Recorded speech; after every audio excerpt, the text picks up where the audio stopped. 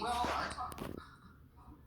yeah, well, I don't know what to make of that, and it's also problematic that people can levy accusations that bring down the heavy hand of a bureaucratic organization and bear absolutely no personal responsibility to that. But in a sane society, so that would have been Canada up until about 5 or 6 years ago, people didn't weaponize the colleges, generally speaking.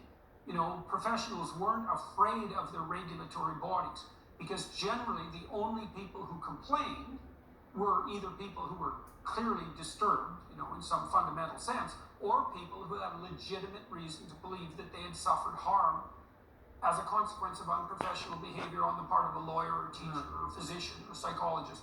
But the radical leftist types have figured out how to weaponize these investigative boards, and the boards themselves have become staffed pretty much uniformly with social justice oriented, politically correct, Marxist pieces of shit, narcissistic commissars, and they do everything they can to make life miserable for anyone who Canada doesn't is share no their longer political opinions. free. I mean, it's actually almost beyond comprehension to me that I'm engaged in a battle in my country of Canada where I have to defend my right to practice my profession as a licensed psychologist, and I would say especially with my educational pedigree. I mean, Jesus, I was a professor at Harvard and the University of Toronto. I trained clinical psychologists, you know, and the fact that I have to defend my right to conduct my own profession because I retweeted a tweet from the official leader of Canada's Conservative Opposition Party